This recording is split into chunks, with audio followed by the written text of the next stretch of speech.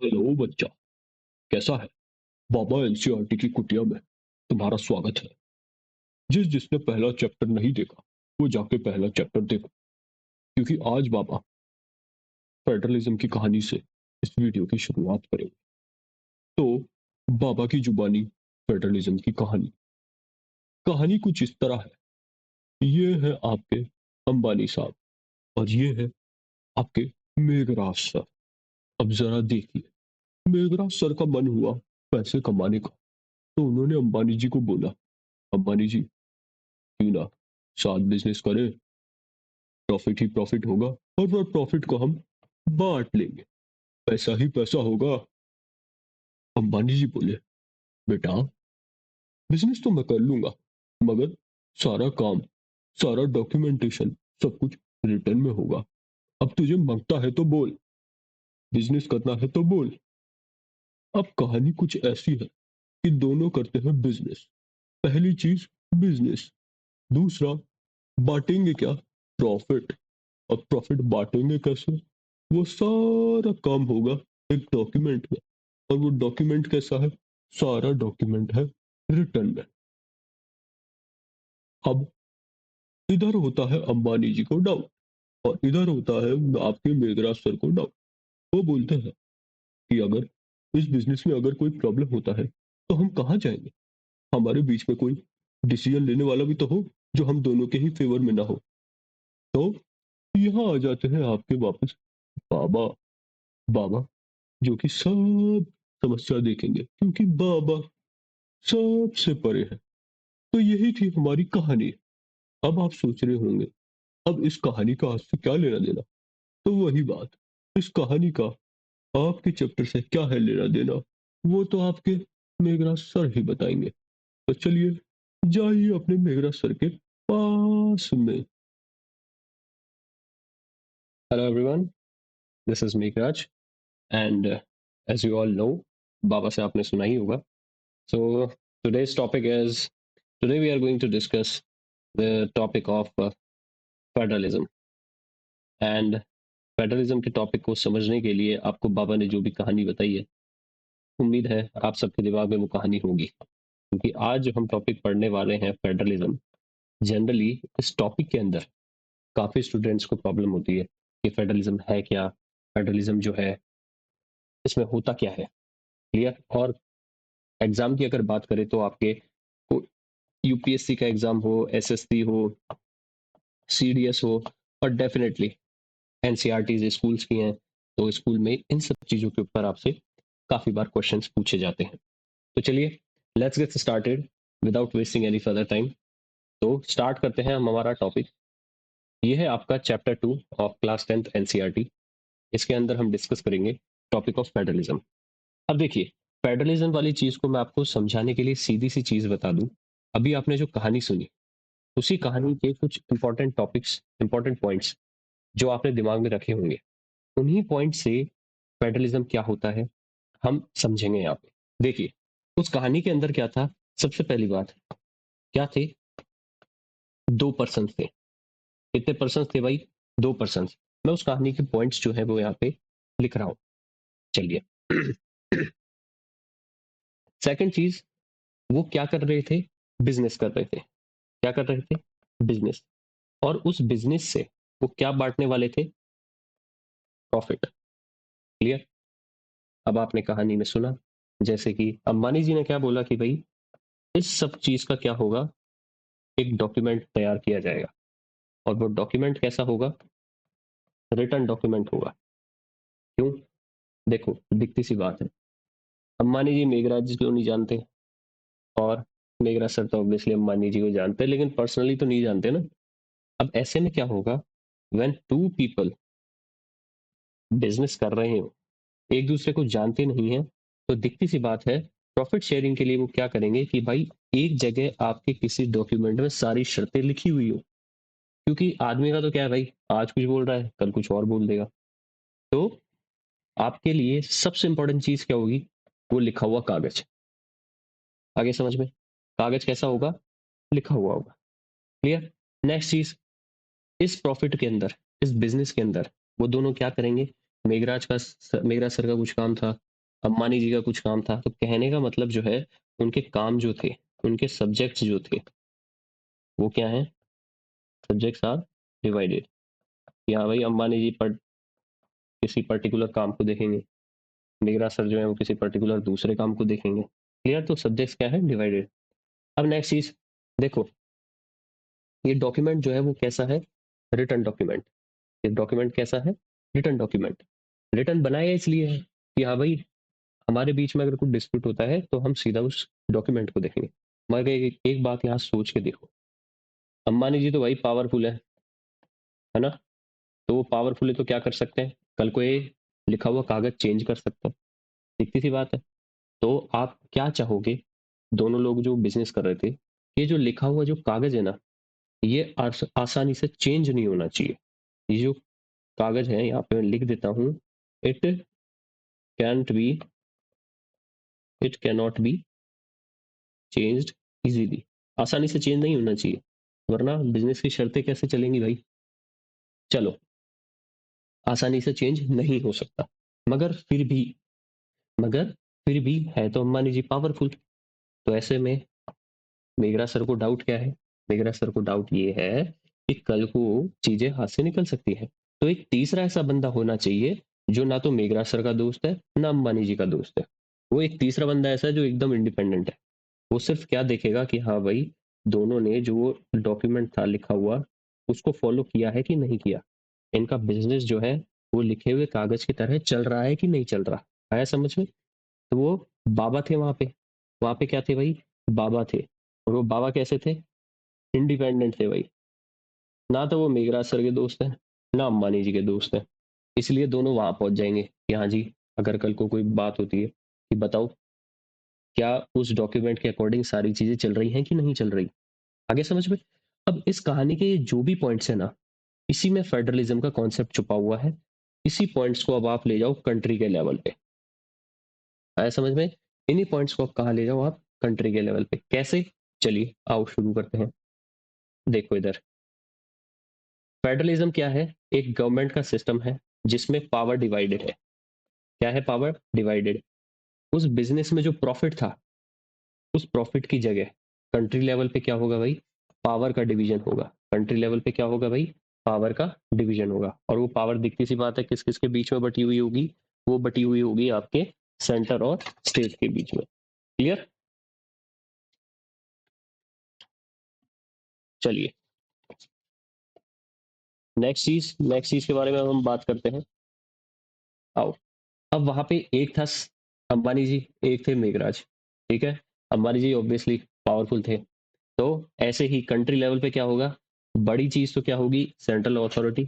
और उसके अलावा उससे नीचे क्या होती हैं? उसकी कॉन्स्टिट्यूएंट यूनिट। कहने का मतलब, उससे छोटी जो भी उसकी यूनिट्स हैं, अब वो उससे छोटी उसकी यूनिट्स कौन कौन सी होती हैं? वो क्या होगी? स्टेट्स होंगे। वो क्या होंगे? स्टेट्स होंगे। क्लियर? आ जाइए। अब नेक्स्ट चीज हम पढ़ते हैं आपके, sorry for the,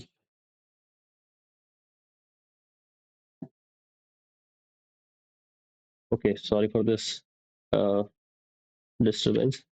okay, come back to topic. हमने क्या देखा? जहां प्रॉफिट बढ़ रहा था उसकी जगह देश में क्या बटेंगी? पावर बटेंगी। देश में क्या बटेगा भाई? पावर बटेगी। क्लियर? और ऐसे ही आपके, जैसे अंबानी जी और मेघराज, ये दो अथॉरिटी थी वहां पे, दो जने थे। ऐसे ही यहाँ पे कौन हो जाएगा? एक सेंट्रल गवर्नमेंट हो जाएगी और एक स्टेट गवर्नमेंट हो जाएगी। अब आप यहाँ क्लियरली क्या देख पा रहे हो कि पावर को हमने बांट दिया। पावर को हमने क्या किया है? बांट दिया। तो दिखती सी बात है, ये चीज कौन सी गवर्नमेंट के अगेंस्ट हो जाएगा? इसके जो भी सिद्धांत है वो किसके खिलाफ हो जाएंगे? Unitary government. क्योंकि यूनिटरी नाम में ही देखो, एक ही यूनिट में सारी पावर है। वन यूनिट के अंदर सारी पावर है। और जनरली वो जनरली क्या वो यूनिट होती ही कौन है? आपके सेंटर। आया समझ में? तो फेडरल एक्चुअल में क्या है? सिस्टम ऑफ गवर्नमेंट जहां पावर का क्या होता है? डिवीजन होता है। अब आ जाओ भाई फीचर्स के ऊपर। चलिए, अब वो बिजनेस वाली कहानी के सारे फीचर आपके फेडरल गवर्नमेंट के फीचर है। चलो, उस कहानी में दो जने थे। ऐसे ही यहाँ पे क्या होंगे? टू और मोर लेवल ऑफ गवर्नमेंट। एक सेंट्रल गवर्नमेंट होगी और एक स्टेट गवर्नमेंट होगी। जैसे उस बिजनेस में अंबानी जी का खुद का कुछ काम था, मेघराज कुछ और काम कर रहा था। इन the same way in the federal government each level has its own jurisdiction. देखो ज्यूरिसडिक्शन को एकदम इजी भाषा में मैं आपको बताऊं तो ज्यूरिसडिक्शन का मतलब होता है दायरा, यानी कार्य क्षेत्र, कि ऐसे कौन से एरिया है जिसके अंदर केवल यूनियन काम करेगा, ऐसे कौन से एरिया है जिसमें स्टेट काम करेगा। हर एक का अपना अपना क्या होगा भाई, दायरा होगा। आगे समझ में, चलिए next is jurisdiction guaranteed by the constitution. हमने क्या देखा था भाई, पावर का बंटवारा हो रहा है, दो लोगों के बीच में बंटवारा हो रहा है, किसका क्या भरोसा कब कौन बदल जाए।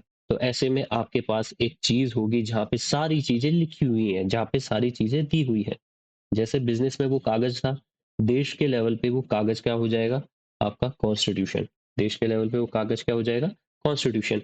और जैसे उस बिजनेस में वो कागज की जो शर्तें थी, कागज की जो कंडीशंस थी वो आसानी से चेंज नहीं हो सकती थी। So in the same way, if we talk about the federalism, if we talk on the country level, then this constitution should not be changed easily. That is why this constitution is rigid. What is the meaning of rigid? Rigid मतलब something which is tough, something which is जो कि क्या है, कठोर है, आसानी से change नहीं होगा। अगर उस कागज की शर्तों को चेंज करना है तो मेघराज सर भी वही होंगे, अंबानी जी भी वही होंगे, दोनों आपस में बैठ के चेंज करेंगे शर्त डिसाइड करके। तो ऐसे ही कॉन्स्टिट्यूशन रिजिड कैसे होगा, अगर कॉन्स्टिट्यूशन में कुछ चेंज करना है तो सेंट्रल गवर्नमेंट के साथ साथ स्टेट गवर्नमेंट को भी साथ में लेना पड़ेगा। आगे समझ में, चलिए आओ।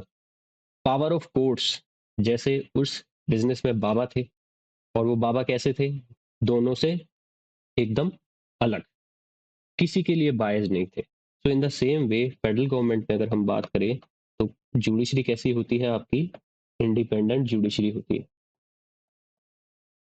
जैसे डीपीएसपी के अंदर आपकी बता भी रखा है कि आर्टिकल 50 क्या बात करता है, एग्जीक्यूटिव को जुडिशरी से सेपरेट रखना है, ताकि देखो दिखती सी बात है यार, कोर्ट जो है वो, उनके ऊपर किसी का बस नहीं चलना चाहिए, वो फ्रीली काम करें, और फ्रीली काम करवाना चाहते हो तो उनको इंडिपेंडेंट आपको क्या करना पड़ेगा, रखना पड़ेगा। आया समझ में, चलिए। अब पावर ऑफ कोर्ट, वो बाबा क्या देख रहे थे भाई, कि हाँ भाई इस कागज के अकॉर्डिंग इनका काम चल रहा है कि नहीं चल रहा।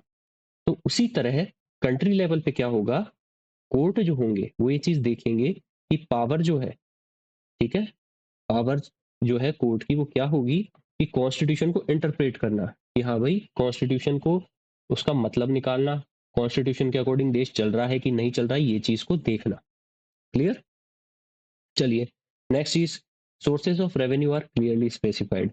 इस पॉइंट का मतलब ये हो गया कि सेंटर जो है और स्टेट जो है, उनके पास खुद के अपने अपने क्या होते हैं, रेवेन्यू यानी पैसा जनरेट करने के क्या होते हैं, सोर्स।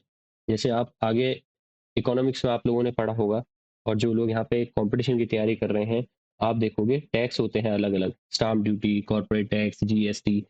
तो इन सब टैक्स में क्या होता है, स्टेट के कुछ टैक्स होते हैं, सेंटर के कुछ टैक्स होते हैं, और ये लोग अपने अपने एरिया के अंदर इन टैक्स के थ्रू क्या करते हैं, रेवेन्यू यानी पैसे को जनरेट करते हैं। क्लियर, नेक्स्ट चीज आपकी क्या आती है, इस सरकार का होता है डुअल ऑब्जेक्टिव। इस सरकार का क्या होता है भाई, ड्यूअल ऑब्जेक्टिव। कहने का मतलब ये है सेंटर, ये है स्टेट। फर्स्ट चैप्टर के अंदर हमने क्या देखा था, कि अगर आप चाहते हो घर अच्छे से चले तो आपको सारी चीजें एक जगह नहीं रखनी होंगी, आपको क्या करना पड़ेगा, पावर शेयरिंग। बेल्जियम और श्रीलंका का एग्जाम्पल एग्जाम्पल जो है वो प्रीवियस चैप्टर के अंदर हमने देखा। तो सेंटर और स्टेट के बीच में अगर आप चाहते हो कि कॉन्फ्लिक्ट का स्कोप नहीं हो, आया समझ में, ये यूनिटी के साथ रहे, तो आप पावर शेयरिंग करोगे। और पावर शेयरिंग करने पे कौन सी सरकार बन रही है, फेडरल गवर्नमेंट बन रही है। तो दिखती सी बात है, इसका ऑब्जेक्टिव क्या होता है, यूनिटी बनी रहे, क्या हो भाई, यूनिटी बनी रहे और डाइवर्सिटी बनी रहे। दिखती सी बात है, स्टेट्स जो है वो अलग अलग तरीके के हैं, कहीं क्या कल्चर है, किसी स्टेट्स में क्या लैंग्वेज चल रही है, किस स्टेट के अंदर क्या रिलीजन चल रहा है। तो कहने का मतलब वो अपने अपनी चीजों को तो संभालते ही रहे, अपनी अपनी डाइवर्सिटी को तो मेंटेन करते ही रहे, और उसके साथ साथ यूनिटी बनी रहे। आगे समझ में, ठीक है, क्लियर। आप देखो काम करने की आजादी दोगे, पावर दोगे, तो आपके साथ वाले बंदे आपके साथ मिलके चलेंगे, आप उनके पर्सनल मैटर में टांग नहीं अड़ाओगे। तो आप ये बहुत बार सीखते हुए आए, क्लियर।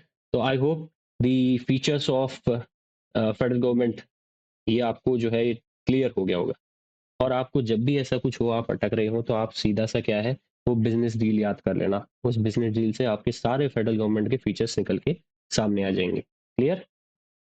चलिए, अब नेक्स्ट हम बात करते हैं यहाँ पे कि हाँ भाई, फेडरल गवर्नमेंट जो है, ठीक है, इसका फॉर्मेशन कैसे हुआ है। ठीक है, फॉर्मेशन ऑफ फेडरेशन। चलिए, अब देखो भाई, फेडरेशन बनाने के हैं यहाँ पे दो तरीके, आपके एनसीईआरटी में भी दे रखे हैं। एक तो क्या है, कमिंग टुगेदर, एक है होल्डिंग टुगेदर। कमिंग टुगेदर का मतलब क्या है कि देखो, मैं आपको एग्जांपल से समझाता हूँ। देखिए, ये है भाई आपके तीन लोग हैं। क्लियर? ये कौन है भाई? आपके तीन लोग हैं। ठीक है, अब ए बी सी तो थोड़ा बोरिंग हो जाता है। ठीक है, तो हम कुछ रखते हैं इनका थोड़ा सा यूनिक सा नाम। क्लियर? अरे एक तो यूनिक नाम पे भी राम श्याम ही दिमाग में आते हैं। चलो भाई, ये हैं आपके पुनीत सुपरस्टार। ठीक है, आप सब जानते हो गए पुनीत सुपरस्टार। ठीक है, ये आपके हैं, और भी आप कुछ भी ले लो। चलो वापस आ जाते हैं हम ए बी के ऊपर ही। ठीक है, हमारी क्रिएटिविटी यहाँ हो जाती है खत्म। चलो, ये तीन लोग हैं, इन तीनों के अपने अपने खुद के क्या है, ट्रेडिशंस हैं। इन तीनों के अपने अपने क्या है, कल्चर है। अब ये तीनों चाहते हैं कि हम अलग अलग रहने के बजाय अगर सारे यूनाइट हो जाए, साथ हो जाए, तो इससे हमारे को क्या होगा, एक सिक्योरिटी तो मिलेगी ही मिलेगी। क्या मिलेगी भाई? सिक्योरिटी मिलेगी, सारे के सारे हम एक साथ हो गए। इसके साथ साथ क्या होगा, हमारा हम हमारा कल्चर जो है उसको प्रोटेक्ट कर पाएंगे और उसको मेंटेन भी कर पाएंगे। आया समझ में? तो इन तीनों ने क्या डिसाइड करा कि एक काम करते हैं, अपन तीनों मिलके अपना एक ग्रुप बना लेते हैं। मगर उस ग्रुप में होगा क्या, ना पुनीत जो है वो ए बी के ऊपर कुछ कर सकता है, ना ए बी के ऊपर। कहने का मतलब अपन है सब बराबर। हम सब क्या है भाई, बराबर। कोई किसी का माई बाप नहीं है। माई बाप समझते हो ना, कोई किसी के ऊपर नहीं है। हम सब एक एग्रीमेंट से, हम सब एक एग्रीमेंट से साथ आए हैं। आया समझ में? और वो क्यों आए हैं, सिक्योरिटी कल्चर हमारा बना रहे हैं। क्लियर? एक तो हो गया ये तरीका, और वो ये तरीका यहीं दे रखा, कमिंग टुगेदर। आया समझ में? देखो आपको यहाँ दिख रहा होगा कैसे हाथ मिला रहे हैं, साथ आ रहे हैं। तो कमिंग टुगेदर का मतलब ही ये हो गया कि ये क्या है, एग्रीमेंट से साथ आए हैं, पहली चीज। और दूसरी चीज क्या है, इक्वल है भाई। दूसरी चीज क्या है, ये इक्वल है। इसके अंदर कोई किसी के ऊपर ऐसा नहीं है कि हाँ भाई सेंटर जो है वो स्टेट के ऊपर पावरफुल हो गया है, ऐसा कुछ नहीं है। इक्वल है, एग्रीमेंट के साथ आए हैं। तीसरी चीज, इनका खुद का अपना क्या है, अपनी अपनी पावर है। इनकी खुद की क्या है, अपनी अपनी पावर है। क्लियर? और यहाँ पे जो है सेंटर, वो स्टेट के ऊपर जो है रूल नहीं कर सकता। अब आते हैं आपके एग्जाम्पल से, जिसपे आपसे एनसीईआरटी वाले बच्चों आपसे सवाल बन सकता है। चलिए, एग्जाम्पल क्या है, United states of America, Switzerland and Australia. ये सब एग्रीमेंट से साथ आए हैं, ध्यान रखना। आगे समझ में? तो ये सब किसके उदाहरण है, कमिंग टुगेदर। नेक्स्ट है होल्डिंग टुगेदर। देखो, होल्डिंग टुगेदर को अगर समझना है ना, तो आप होल्डिंग टुगेदर वाली व्यवस्था में आप सारे बच्चे रहे हुए हो। आपका जो होम है, आपका जो घर है, ठीक है, उसके अंदर जनरली आपके ये होल्डिंग टुगेदर वाला मिलता है। क्लियर? ये है भाई आपके पिताजी। ठीक है, ये आपके पिताजी है। क्लियर? ये हैं आप छोटे छोटे बच्चे।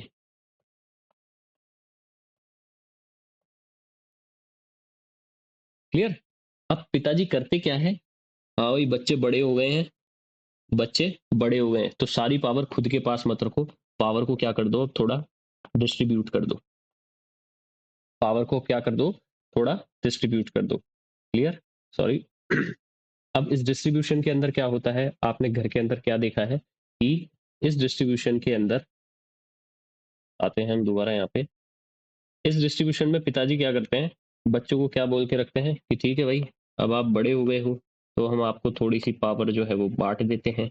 अब आप अपने लाइफ के डिसीजन खुद लो, आपको लाइफ में क्या करना है वो आप खुद देखो।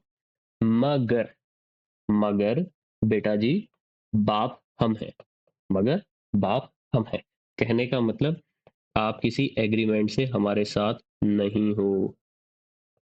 हम चाहे तो आपको ऑर्डर दे सकते हैं। हम चाहे तो आपको ऑर्डर दे सकते हैं। हम आपके ऊपर बैठे हैं, ठीक है, हम आपके ऊपर बैठे हैं। आगे समझ में? तो यहाँ सेंटर जो है वो स्टेट से थोड़ा बड़ा हो जाता है। आगे समझ में? उसको ऑर्डर दे सकता है। हाँ, पावर डिस्ट्रीब्यूट करिए, आप अपने हिसाब से जो है वो काम करो। और इसके साथ साथ बेटा जी, आपके ज्यादा पर ना निकलने चाहिए। अगर आपको पावर डिस्ट्रीब्यूट करिए तो you can not go outside. Go outside का मतलब ये नहीं कि आप घर से कहीं नहीं जा सकते। कहने का मतलब बेटा जी, फैमिली नहीं टूटेगी, रहेंगे तो हम साथ ही। आप घर से अलग नहीं होंगे, बाहर कमाने जाओ, नो डाउट जाओ, लेकिन आप कल को सोचो फैमिली से ही अलग हो जाए, तो दैट्स नॉट पॉसिबल। ये सिस्टम मुझे नहीं लगता कुछ आप लोगों के लिए नया है। इसी सिस्टम को हम क्या बोलते हैं? Holding together. पिताजी ने भाई आपको पकड़ के रखा हुआ है, या आप लोगों ने पिताजी को पकड़ के रखा हुआ है। You are holding together. अब आओ देखो इधर, ये देखो जैसे हाथ पकड़ा हुआ है। होल्डिंग टुगेदर फेडरलिज्म में हमने अभी क्या देखा? अब इसके पॉइंट्स देख लो आप। अब इसके पॉइंट्स क्या क्या है? पहला पॉइंट, ये किसी एग्रीमेंट से साथ नहीं आए हैं। जैसे कि आपका आर्टिकल फर्स्ट जो है इंडियन कॉन्स्टिट्यूशन का, उसके अंदर क्लियरली हमने लिखा हुआ है कि India is a union of states, है ना? बच्चे सारे साथ रहते हैं, मगर बच्चे फैमिली से अलग नहीं हो सकते हैं। कहने का मतलब, कल को अगर राजस्थान चाहे कि नहीं मैं तो इंडिया से रहूंगा ही नहीं, मैं अलग रहना चाहता हूँ, तो दैट्स नॉट पॉसिबल। तो आपको यह याद रखना है कि आर्टिकल 1 के अंदर इंडिया कैसा है? Union of states. इसके साथ साथ आपने क्या देखा है कि सेंटर जो है वो in some cases it's more powerful than state. Centre जो है वो स्टेट्स को क्या कर सकता है? लॉज जो है वो पास कराने के लिए, ऑर्डर पास कराने के लिए गाइड कर सकता है, उनको बोल सकता है। जैसे आप इंडिया में देखते हो, क्या देखते हो भाई? ये है आपके, कोई स्टेट है, ठीक है, इस स्टेट के आप कितने भी हिस्से कर दो, जैसे कि आंध्रा से आपने तेलंगाना निकाल दिया, स्टेट्स की आप चीजें चेंज कर सकते हो, नो डाउट, मगर आप कल को चाहो स्टेट ही उससे अलग हो जाए, तो दैट्स नॉट पॉसिबल। आए समझ में? क्लियर? तो ये होता है होल्डिंग टुगेदर फेडरलिज्म। अब इसके एग्जाम्पल कौन कौन है? इंडिया है, बेल्जियम जो हमने लास्ट चैप्टर के अंदर ही पढ़ा, और इसके साथ साथ क्या है? स्पेन। क्लियर? आया समझ में? सो आज वाले वीडियो को हम इतना ही रखते हैं। इस वीडियो के अंदर हमने क्या देखा कि फेडरलिज्म होता क्या है, what are the features of federalism. Clear? हमने यहाँ पे आपके देखिए फीचर समझे। आप आज हाथों हाथ जो है उस बिजनेस डील से इसका क्या करिएगा? रिविजन करिएगा। और जनरली पेपर के अंदर जो आपके क्वेश्चन मिलते हैं ना, कंपटीशन की जो तैयारी कर रहे हैं, वो इन फीचर से ही आपको जो है वो क्वेश्चंस मिलते हैं। तो आपके लिए सबसे पहली चीज थी ये समझना। इन द नेक्स्ट क्लास हम पढ़ेंगे कि हाँ भाई इंडिया के अंदर जो है फेडरलिज्म कैसे बना हुआ है, कैसे आया है, और इंडिया के अंदर डिसेंट्रलाइजेशन ऑफ पावर कैसे हुआ। क्लियर? आपको आई एस ये सब चीजें समझ में आ गई होंगी। अगर आपको ये सब चीजें समझ में आ गई हैं तो आप इस चीज को रिवाइज करिए, ठीक है? और if you like this video, so kindly share this video so that we can get motivation to make such videos for you, and to make these concepts very easy for you. Clear? And please subscribe to our channel. तो मिलते हैं next class के अंदर बाकी topic के साथ, तब तक के लिए